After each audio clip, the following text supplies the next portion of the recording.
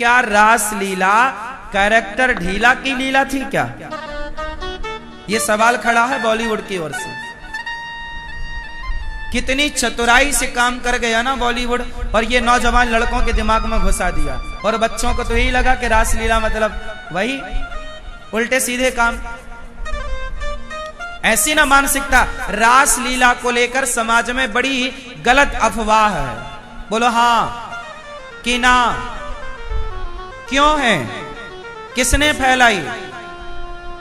जाना नहीं, समझा नहीं, पढ़ा नहीं, सत्संग किया नहीं, गुरु चरणों में बैठे नहीं, और मनमाने ढंग से अर्थ करना स्टार्ट कर दिया। अब हम समझते हैं कि रास क्या है, किसे कहते हैं रास। कितने लोग समझना चाहेंगे रास का सही अर्थ? तो बताओ, समझना चाहोगे? तो सुनो फिर, रास क्या है?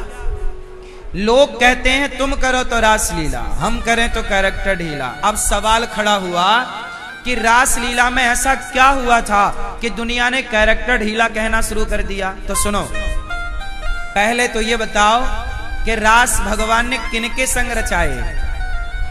गोपियन के संग। अब बताओ गोपी किसे कहते हैं? गोपी किसे कहते हैं? मैया, गोपी किसे कहते हैं? बोलो मेरी मां, गोपी किसे कहते हैं? कौन बना गोपी? उत्तर दो मेरी मां। हाँ, गोपी किसे कहते हैं? सुनो, भगवान शंकर ने तीसरी आंख खोली। भगवान शंकर ने तीसरी आंख खोली तो कौन जला? कामदेव। कौन जला? जोर से, ध्यान से सुनना और बोलना। तीसरी आंख खुली तो कौन जला? कामदेव को जलाने वाले त्रिपुरारी, कामदेव को जलाने वाले शंकर जब वृंदावन आए, रास में आए, तो क्या बनकर आए? गोपी। गोपी का मतलब कोई स्त्री नहीं, कोई भोग का सामान नहीं। गोपी का मतलब है काम को जलाने वाले शिव जैसी श्रेणी के लोग गोपी कहलाते हैं। गोपी मतलब कोई सामान्य श्रेणी नहीं है। जैसे प्रधानमंत्री। क्यों भैया? प्रधानमंत्री मतलब क्या होता है? देश का राजा। बोलो हाँ। क्या हम और आप कोई भी लगा सकते हैं कि प्रधानमंत्री? आप अपने नाम के आगे लगा लो प्रधानमंत्री माखनलाल चतुर्वेदी, प्रधानमंत्री मनोहर सिंह तिवारी। क्यों भैया? जैसे प्रधानमंत्री सबके लिए नहीं लगाया जा सकता, ऐसे गोपी बनने के अधिकारी सब नहीं, जो निष्काम हो चुकी हैं वो गोपियां हैं। रास में रास पंचाध्याय को पढ़ोगे तो जब गोपियों को श्री कृष्ण ने बुलाया तो कुछ गोपियां आईं और कुछ गोपियों को उनके पतियों ने रोक लिया। मत जाओ, कहां जा रही हो? तो गोपियों के भीतर भगवान से मिलने की ऐसी उत्कंठा हुई कि उनका शरीर रह गया, और उनके सूक्ष्म शरीर, उनका मन, उनका चित्त, उनकी बुद्धि, उनकी आत्मा जाके भगवान श्री कृष्ण में समा गई। उनके संग रास हुआ, उस आत्म तत्व के संग रास हुआ, ना कि भौतिक शरीर के साथ। बोलो हाँ। अच्छा ये बताओ, हमने एक दिन कथा में बताया था कितने शरीर होते हैं आपके? हमने कथा में बताया था कितने शरीर होते हैं? 3। कौन कौन से? स्थूल, सूक्ष्म और कारण। 3 शरीरों के बारे में हमने बताया था, आपको याद है? चलो बताओ, भगवान ने जब गोपियों से रास रचाई तो किस शरीर के साथ रास हुआ? बोलो, स्थूल शरीर या सूक्ष्म शरीर? बोलो हाँ। गोपियां इस हाड़ मांस के शरीर से नहीं रास रचा रही हैं, वो एक दिव्य शरीर है। अब बताओ, शंकर जी गोपी बनकर आए हैं, तो क्या शंकर जी यहां तुम करो तो रासलीला, हम करो तो कैरेक्टर ढीला, तो क्या शंकर जी यहाँ काय को आए फिर? यदि कोई कैरेक्टर ढीला ही चल रहा था तो शंकर जी को आने की क्या जरूरत थी? इसका मतलब हुआ कि शंकर जी वो हैं जिन्होंने कामदेव को जला दिया, और कामदेव को जलाने वाले शिव कह रहे हमें गोपी बना दो। सोचिए गोपियों की स्थिति क्या थी, जहां एक कृष्ण के सिवा कोई कामना ना हो। गोपियां भक्त हैं। चलो बताओ, ये गोपियां पिछले जन्म में कौन थी? बोलो मैया। गोपियां कौन? वेद की ऋचाएं। ये वेद की ऋचाएं तो हैं ऑलरेडी, पर और भी कुछ है। मैया क्या क्या? सुनो, जब भगवान राम जनकपुर गए तो भगवान राम ने सीता मैया का वर्ण किया, पर वहां जितनी सखियां थीं और राम के वनवास के दौरान जितने साधु संतों ने देखा, सब राम को चाहा, पाना चाहा। प्रभु आओ, हम आपके चरण धोएं, आपको अपनी गोद में बिठाएं, आपको लाड़ करें, आपको प्यार करें, आपके गालों का चुम्बन करें, आपको हृदय से लगाएं। अरे भैया ये बताओ, भगवान आपको मिलेंगे तो आप 2 मिनट बात नहीं करना चाहोगे? अपनी गोद में ना बिठाना चाहोगे? जरा गले ना लगाना चाहोगे? क्यों मेरी माँ? भगवान को पाकर सब इच्छाएं गले लगाएं। माँ अपने बेटे को गले लगाती है, माँ अपने बेटे को माथे चूमती है, माँ अपने बेटे के गालों का चुम्बन करती है, तो क्या माँ के अंदर कोई गलत भाव होता है? बोलो।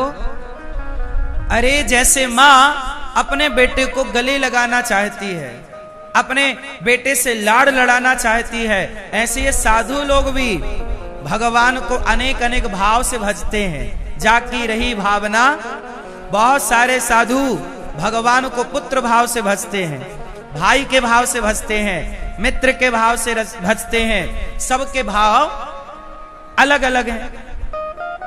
अब हुआ क्या कि राम जब सीता मैया से विवाह करने गए तो वहां बहुत सारी सखियों ने कहा, क्या राम हमें पति के रूप में प्राप्त होंगे? संतों ने कहा, क्या भगवान हमें मिलेंगे?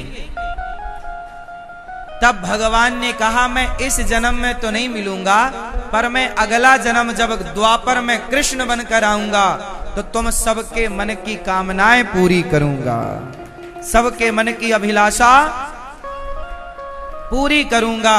और वही संत, वही माता जानकी की सखियां सब गोपी बनकर ब्रजमंडल में प्रकट भई, और भगवान ने इन सब गोपियन के संग रास रचाए के, इन सबन के दर्शन कराए के, अपनो दर्शन कराए के सबन को जीवन को कृतार्थ कर रहे हैं। ये मिलन है जीवात्मा और परमात्मा का। भक्त और भगवान के मिलन का नाम है रास। क्यों मैया? गोपी कौन? गौ मतलब इंद्रियां, पी मतलब पीना, जिन्होंने अपनी वासनाओं को पीकर समाप्त कर दिया, कोई वासना ना शेष रही, इनका नाम गोपी। अब भगवान ने गोपियों को बुलाया, कहा देवियों आओ। जब आई तो सबका स्वागत किया। स्वागतम वो महाभागा प्रियम किम करवाणि वह ब्रजस्यानामयं कच्चित् ब्रूतागमन कारणम। सबको बुलाया। भगवान ने कहा देवियों आओ, ये बताओ यहाँ क्यों आई हो? जाओ अपने अपने घर। भगवान ने कहा जाओ। गोपियां बोली वाह प्रभु, पहले तो आप बुलाते हो और बाद में कहते हो आ गई हो तो जाओ। अच्छा अब ये बताओ कि हम आपको छोड़ के जाएं कहाँ? आपके सिवा हमारा कोई है? कोई तो नहीं है, कहाँ जाएं? सोचिए ये गोपियां ऐसी थीं कि जिनका कृष्ण के सिवा कोई नहीं था। ऐसी स्थिति यदि आपकी हो जाए तो भगवान आपके संग रास रचाएं। रास मतलब क्या? आपको स्वीकार करें। रास में क्या हुआ? भगवान ने भक्त को स्वीकार कर लिया। अच्छा एक बात बताओ, हमारे देश में अभी कुछ वर्ष पहले G20 समारोह हुआ। 20 देश के नेता आए और हमारे देश के नेताओं से मिले। क्या था वो? G20 समारोह। बोलो हाँ, दिल्ली में हुआ था। सारे देश के नेता आए, वो मिलन समारोह था। उस मिलन समारोह का नाम क्या रखा? G20।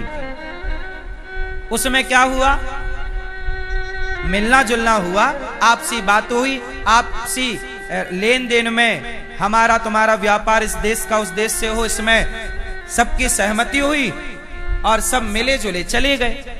जैसे G20 समारोह में एक दूसरे से नेता मिले, वो मिलन समारोह था। ऐसे ही रास समारोह जो था, जो रास जिसे आप कहते हैं, वो जन्म जन्म के साधुजन जो भगवान की प्यास लिए बैठे हैं, उन भक्तों को मिलकर उनके जन्म जन्म की प्यास बुझाना, दर्शन देकर, उसी भक्त और भगवान के मिलन का नाम रास है।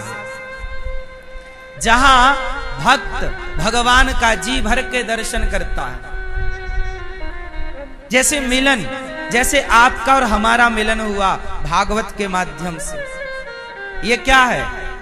हमारा और आपका मिलन हुआ, ये मिलन ही तो है। आप हमारे सामने हो, हम आपके सामने। संतों का मिलन हुआ, तो मिलन का कोई गलत अर्थ थोड़ी है कि भाई आप गलत अर्थ में ही मिलन शब्द का प्रयोग करो। नहीं भाई, भगवान अपने भक्त से मिलते हैं। अच्छा एक बात बताओ, गोपियां भगवान को किस रूप में भजती हैं?